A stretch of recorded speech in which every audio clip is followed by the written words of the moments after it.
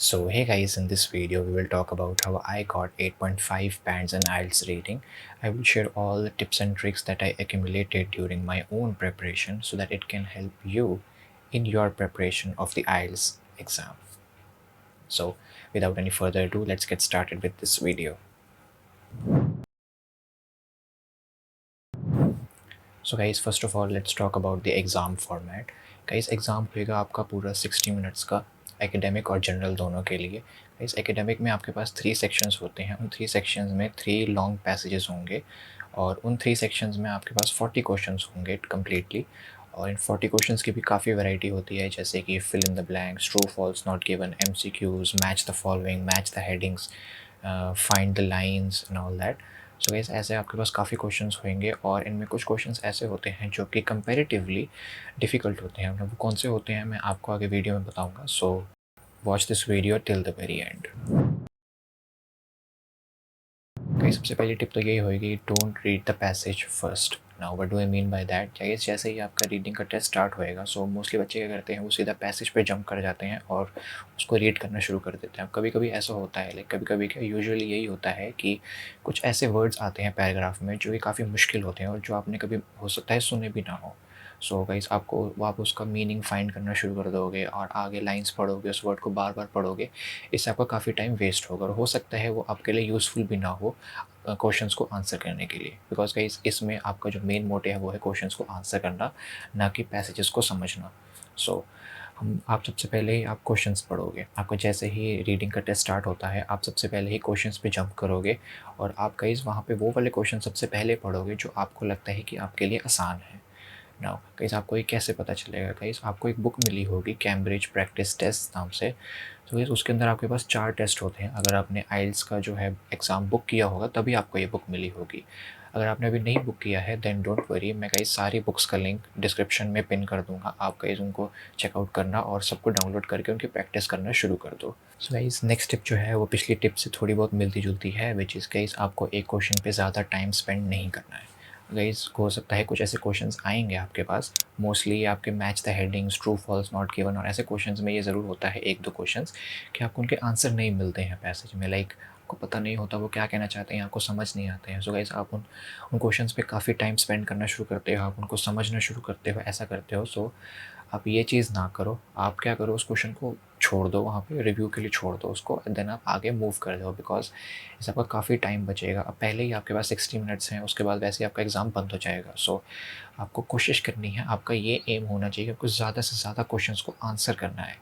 Then in the end आप उस question को रिविज़िट करके आप देख लेना. एंड गाइस, खाली मत छोड़ना, कुछ ना कुछ ज़रूर भर देना.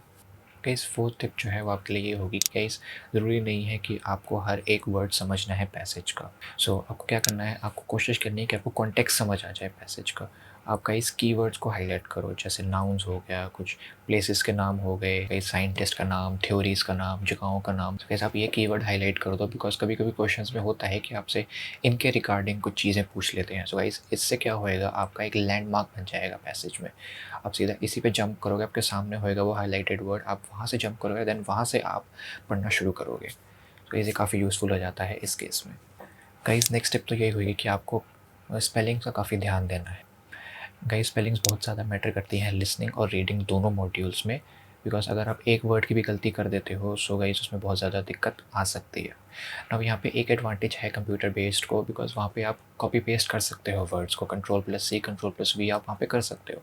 लेकिन पेपर बेस्ड में ऐसा नहीं होता है. एंड पेपर बेस्ड में कहीं आपको एक्स्ट्रा टाइम भी नहीं मिलता है, बिकॉज आपको उन्हीं 60 मिनट्स के अंदर आपको अपने आंसर्स को क्वेश्चन बुकलेट से आंसर बुकलेट में ट्रांसफ़र करना होगा. अब गाइस, अगर आपकी जो राइटिंग है वो थोड़ी सी गंदी है, तो गाइस आप क्या करो, आप कैपिटल लेटर्स में लिखो. उसमें पेपर बेस्ड में आपका आंसर नहीं कटेगा, कैपिटल लेटर्स में लिख सकते हो.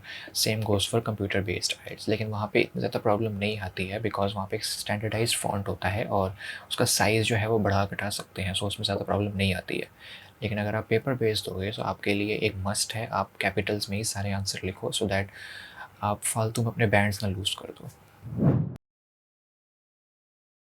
सो let's move to tricks now. Guys, tricks जो हैं वो काफ़ी सारी हैं और ये बहुत छोटी छोटी चीज़ें हैं जिनका आपको ध्यान रखना है. इससे क्या होएगा, आपके बैंड्स नहीं कटेंगे.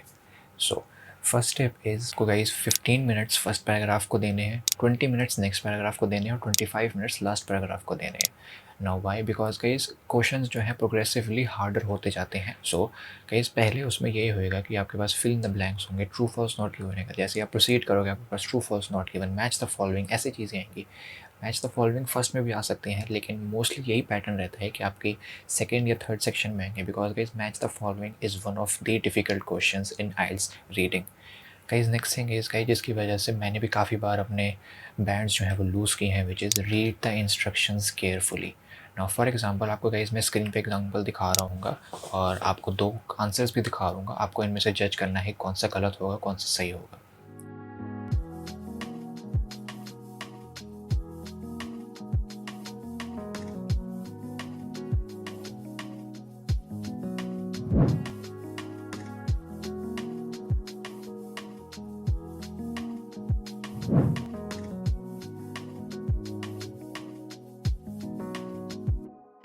तो गाइस इनका आपको काफ़ी ध्यान रखना है इंस्ट्रक्शंस का। जैसे कि ट्रू फॉल्स वाले क्वेश्चंस हैं वहाँ पे येस नो आपको नहीं लिखना है। अगर आप ट्रू की जगह पे येस लिख दोगे और नो की जगह पे फॉल्स ऐसे आप लिख दोगे कहीं भी क्वेश्चन में, आपका गाइस आंसर जो है गलत हो जाएगा। आपको ये चीज़ों का काफ़ी ध्यान रखना है। अब जैसे अपने क्वेश्चंस पढ़ोगे तो आपको सबसे पहले उनके इंस्ट्रक्शंस पढ़ने हैं, देन आपको क्वेश्चंस पे जंप करना है।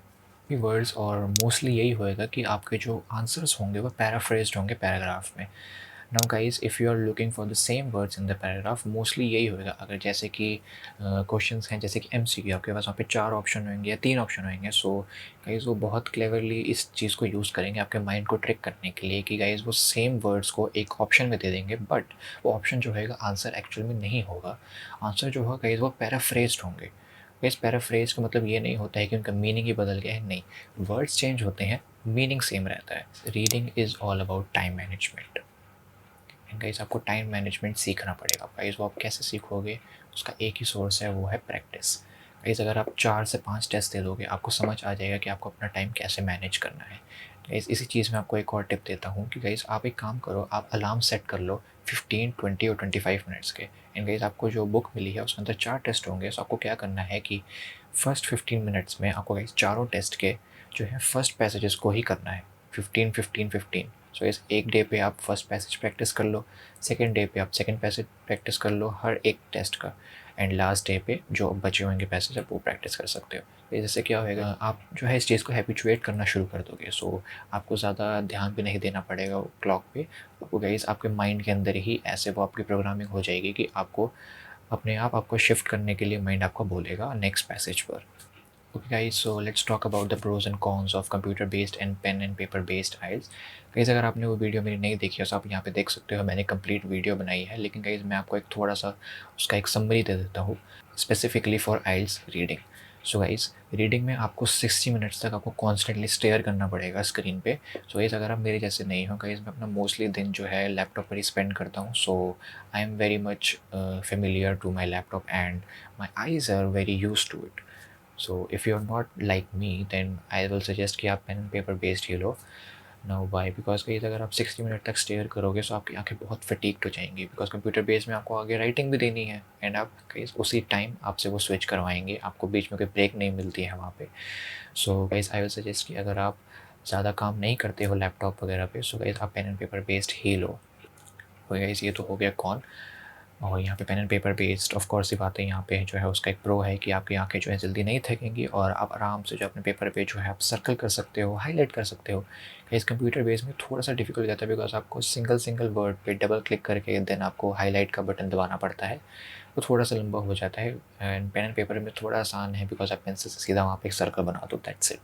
बट एक और चीज़ जहाँ पे कंप्यूटर बेस्ड को थोड़ी सी हेल्प मिलती है, एंड गाइस थोड़ी सी नहीं काफ़ी हेल्प मिलती है, which is when it comes to spellings. Guys आपको देख के वहाँ पे टाइप करने की ज़रूरत नहीं है, आप सीधा कॉपी पेस्ट कर सकते हो। पेन एंड पेपर बेस में आप ये सब नहीं कर सकते, सो आपको इसका काफ़ी ध्यान रखना पड़ेगा उसमें। And guys again I will suggest कि आप कैपिटल लेटर्स में ही लिखो। अगर आपकी राइटिंग जो है थोड़ी सी लेजिबल नहीं है सो आप गाइस कैपिटल में ही लिखो और आप सारा रिस्क अवॉइड कर सकते हो। Now guys when it comes to question, guys reading में काफ़ी ज़्यादा वैरायटी के क्वेश्चंस हैं एंड गाइस इनमें से कुछ क्वेश्चंस ऑर्डर में होते हैं और कुछ क्वेश्चंस ऑर्डर में नहीं होते। सो गाइस ये सारे क्वेश्चन जो हैं ऑर्डर में होते हैं। एंड गाइस ये सब क्वेश्चन आपके अनऑर्डर्ड होते हैं ना गाइस। ऑर्डर्ड और अनऑर्डर्ड अगर आपको ये पता होएगा आपको इससे क्या बेनिफिट मिलेगा, let's talk about that. So guys अगर आपको पता है कि जैसे कि फिल इन द ब्लैंक्स जो है वो ऑर्डर्ड होते हैं, अगर आपको अपना पहला आंसर मिल गया है एक पॉइंट पे आपको अपने एक पैसेज में, सो गाइस सेकंड आंसर जो है आपको उसके बाद ही मिलेगा, आपको उसके पीछे का पढ़ने की कोई ज़रूरत नहीं है। अगर आप गाइस मैच द फॉलोइंग जैसे क्वेश्चंस कर रहे हो, जैसे कि मैच द हेडिंग्स, गाइस उसका ऐसा कोई नहीं होता है, वो आपके जम्बल्ड ही होते हैं। अगर आपको एक ऑर्डर में दे देंगे सो उसमें वो क्वेश्चन ही नहीं रहा। सो गाइस इसमें काफ़ी कोई डिफ़िकल्ट नहीं होगा, तभी ये होता है। तो गाइस ये अनऑर्डर्ड होते हैं। नाउ आप एक हेडिंग पढ़ोगे, कुछ गाइस उसमें आपको एक्स्ट्रा हेडिंग्स भी मिलती हैं ना गाइस, आपको इनका ध्यान रखना है। हो सकता है 2 हेडिंग्स आपको काफ़ी सिमिलर लगे लेकिन उनमें से आंसर एक ही होएगा, और इसको पहचानने का एक बहुत बढ़िया तरीका होएगा कि आपको एक हेडिंग लगेगी कि आपको एक से ज़्यादा पैराग्राफ्स के लिए जा रही है। तो गाइस वो प्रोबेबली यही होगा कि वो एक ट्रैप हेडिंग है।